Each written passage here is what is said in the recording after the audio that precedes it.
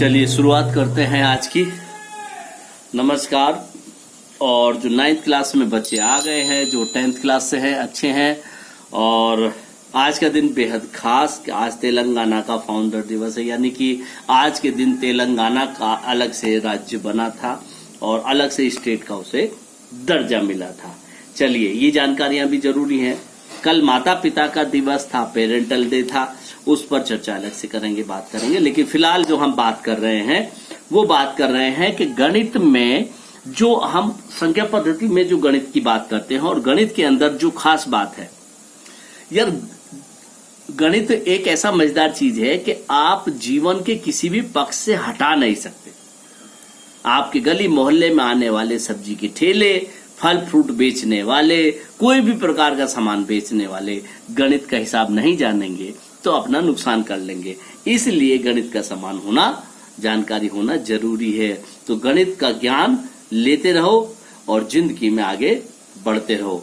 चलिए, तो शुरुआत करते हैं संख्या पद्धति, यानी कि एक नंबर सिस्टम का एक तरीका होता है।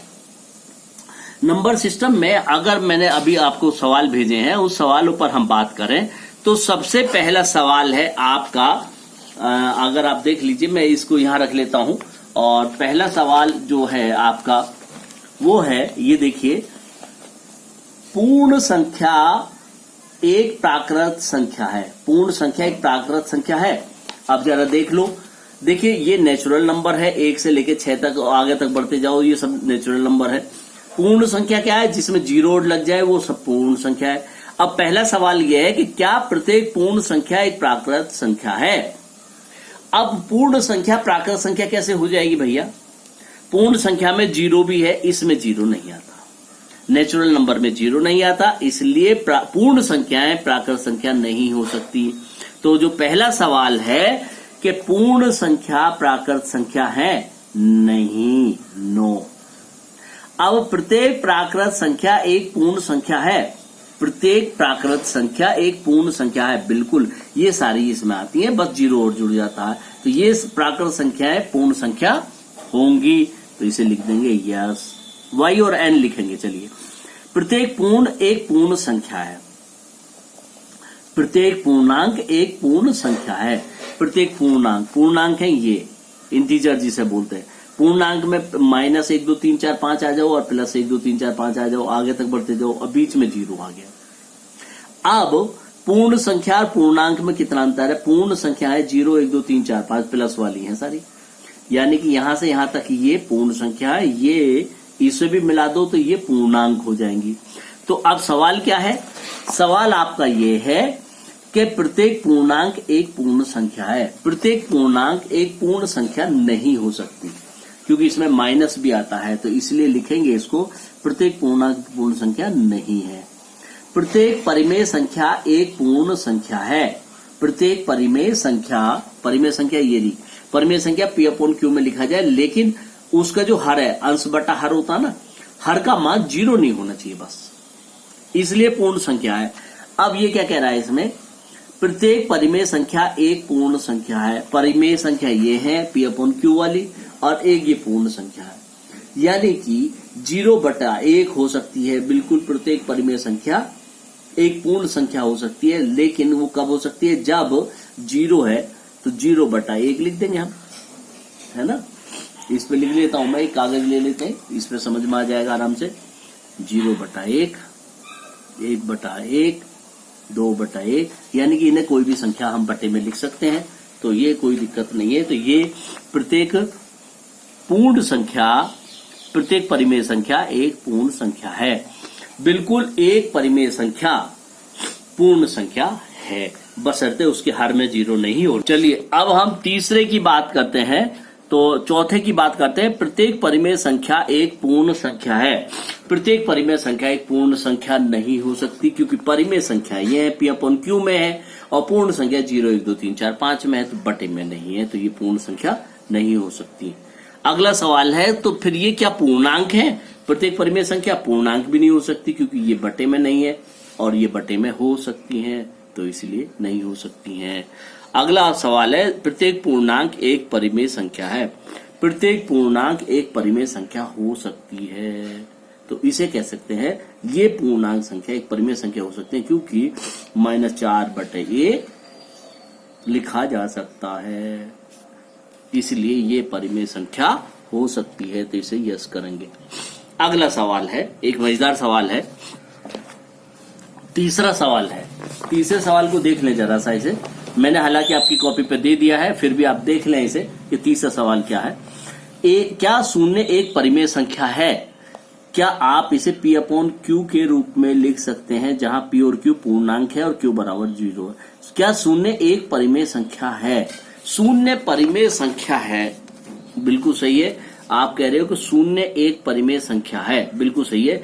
P/Q तो हो, लेकिन इसमें Q बराबर 0 के बराबर नहीं होना चाहिए। Q जो अंश और हर है तो हर 0 नहीं होना चाहिए। बस अगर शून्य की बात करें तो 0/1 लिखा जा सकता है। तो ये 0/1 जो है परिमेय संख्या हो सकती है, शून्य परिमेय संख्या हो सकती है। लेकिन अगर वो हर में दी है, अंश में, हर में 0 नहीं होना चाहिए। बस हर के अंदर, हर होता ये अंश होता है और ये हर होता नीचे वाला। तो नीचे वाला जो हर है ये 0 नहीं होना चाहिए, लेकिन वो परिमेय संख्या हो जाएगी। समझ गए? 1/0 परिमेय संख्या नहीं हो सकती, लेकिन 0/1 परिमेय संख्या हो सकती है। ये बात आप ध्यान रखिएगा। समझ में आ गया ये बात? आई होप सो आपको आसानी से समझ में आ गई होगी। प्यारे हो, समझ में आ ही जाएगी आपको। चलिए, तो ये बड़ी मजेदार है। और उसके बाद अगला सवाल है तीसरा, 3/5 और 4/5 के मध्य परिमेय संख्या ज्ञात करनी है। 5 परिमेय संख्या ज्ञात करनी है, 3/5 और 4/5 के बीच में। भैया 3/4 और 4/5, 3/5 और 4/5 के बीच में 5 परिमेय संख्या निकालो जी। निकाल दो जी संख्या, आराम से निकल जाएंगे, कोई दिक्कत नहीं है। सबसे आसान तरीका है, क्या तरीका है? सबसे आसान तरीका क्या हो सकता है? आप एक काम करो, इसे 10 से गुणा कर दो दोनों को। 10 को लिख दो 10 या 30, 30/50, और ये लिख दो 40/50। अब आप देखिए 31/50, 32/50, 33/50, 34/50, 35/50, 36/50, 37/50, 38, 39, 38/50, 39/50 और 40/50। अब हम देखिए इसके बीच में इतनी सारी संख्याएं हो सकती हैं, 30/50 और 40/50, यानी कि इसी के तो है ये, गुणा 10 ही तो करा है हमने। 10 यहाँ भी 10 से कर दिया, 10 से कर दिया, यहाँ पर यहाँ भी 10 से कर दिया, बराबर बराबर करा। अब इसके बीच की परिमेय संख्या निकाल ली। 31 से लेकर 39 तक की है ये बीच की संख्या है। ये कितनी है? 1 2 3 4 5 6 7 8 9, 9 संख्याएं हैं, और हमें चाहिए 5, तो 5 निकाल लो। 1 2 3 4 5, ये भैया 31/50, 32/50, 33/50, 34/50, 35/50। इस प्रकार से ये संख्याएं हो सकती हैं। क्लियर हो गया? आई होप सो समझ में आ गया होगा आपको। अगला सवाल है 3/4, 3 और 4 के मध्य परिमेय संख्या ज्ञात करो। 3 व 4 के मध्य 6 परिमेय संख्या ज्ञात करनी है। क्यों भैया? 3 और 4 के मध्य परिमेय संख्या क्या हम ज्ञात नहीं कर सकते क्या? हैं? कैसे करेंगे बताओ, जरा सोच के बताओ कि 3/4 और उसके बीच में हम परिमेय संख्या कैसे ज्ञात कर सकते हैं? कर सकते हैं भाई साहब, कैसे कर सकते हैं? इसका आसान तरीका यह है कि 3 को बटे में और परिमेय संख्या के रूप में लिखो। कैसे लिखोगे आप? जैसे कोई एक संख्या ले लो आप, ये 3 है, इसे परिमेय संख्या के रूप में लिखो, और 4 को परिमेय संख्या के रूप में लिखो। कैसे लिख सकते हैं आप? जैसे एक उदाहरण ले लीजिए। चलिए, मैंने कोई भी संख्या लो, 3 × 7 कर दो और बटे 7 कर दो, 4 गुणा 7 कर दो, उतने से ही भाग दे दो इसे। तो ये हो गया 3 सत्ते 21 बराबर 21/7 और ये हो गया 7 चौक 28, 28/7। अब ये 28/7 है, ये 21/7 है, ठीक है। अब हम क्या करेंगे, 21/7 है ये, तो इसे लिखेंगे 22/7, 23/7, 24/7, 25/7, 26/7, एक एक जोड़ते चले जाओ, संख्या बढ़ती जाएगी, 27/7, 28/7। ये 28 है ना, इन दोनों के बीच की संख्या, इसके और इसके बीच की संख्या कितनी होगी, 1 2 3 4 5 6, यानी 22 23 24 25 26 27। ये आपकी 6 वो संख्याएं हैं जो इस 21/7, 21/7 का मतलब 3 इससे है, और 28/7, 7 चौक 28 का मतलब 4। तो 3 और 4 के मतलब बीच में, 3 और 4 के बीच में इस प्रकार से हो सकती हैं ये 6 संख्याएं। तो आप इसका रखेंगे ध्यान और करेंगे जवाब। तो इस प्रकार से ये सवाल नंबर कौन सा है, चौथा सवाल है। इस तरीके से हम इसे हल कर सकते। कोई जरूरी नहीं है हमने 7 लिया है तो 7 ही ले, कुछ भी ले सकते हैं आप।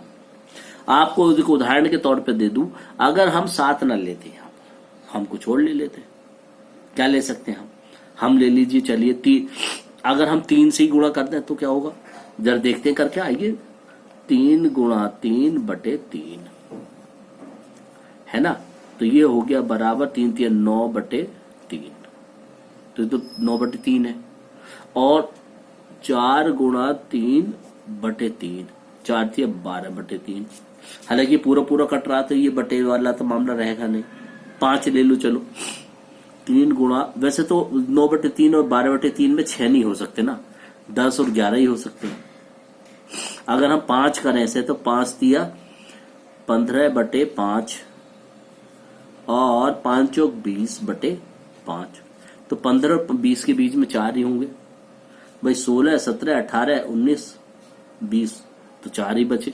अब हमें इसमें कितने निकालने थे, 6 का, इसलिए हम 6 ले रहे हैं कि अगर हम 6 निकालने हैं तो 6 करेंगे तो कितना आएगा, 6 3 18/6 और 6 चौक 24/6, तो 18 के बीच 19 20 21 22 23 5 हो गए, यानी 6 नहीं आए, तो इसका मतलब 7 ही आएगा, ठीक है। इसीलिए हमने 7 से गुणा करा। कोई यूं कह लेगा जी 7 से क्यों गुणा करो, भाई 6 चाहिए बीच में। अगर हम 6 से गुणा करते हैं तो 18 से 24 के बीच में 5 आ रहे हैं, 5 से गुणा करते हैं तो 15 और 20 के बीच में 4 आ रहे हैं, और 4 से गुणा करते हैं तो 3 4 3 12, 4 3 12/4 और 4 चौक 16/4, तो 12 और 4 16 के बीच में कितने आ रहे हैं, 13 14 15, 3 ही आ रहे हैं, इनके बीच में 3 आ रहे हैं, और इन दोनों के बीच में 4 3 12 और 9/3, और इसके 9/3 और 12/3 के बीच में कितने आ रहे हैं भैया, 9 10 और 11, 2 ही आ रहे हैं, तो इनके बीच में 2 आ रहे हैं, 2 इनके 3 इनके 4 इनके 5, इसीलिए हमने 21/, से 7 से गुणा करा। हमने कोई भी संख्या ले सकते हैं, कोई दिक्कत नहीं, लेकिन संख्या हमें उतनी चाहिए जितने की सवाल कह रहा है, तो इसलिए ये जरूरी है इसी के अकॉर्डिंग, ठीक है। तो ये प्रश्नावली यहीं समाप्त होती है, और मैं दूसरी प्रश्नावली और एग्जाम्पल के रूप में दूंगा, और फिर हम करेंगे उससे ज्यादा अलग से बात, ठीक है। और एक बात ध्यान रखिएगा, स्वास्थ्य अपना फिट रखो, स्वस्थ रहो, खुश रहो और मस्त रहो। अगर आप मस्त रहोगे, खुश रहोगे, स्वस्थ रहोगे, तो जिंदगी में अलग ही आनंद है, समझे। और गणित को भी लेते रहो, आनंददायक तरीके से पढ़ते रहो, समझते रहो, बस मजा आ जाएगा जिंदगी में, नहीं तो आप रोते फिरते रहोगे, ठीक है। चलिए, नमस्कार।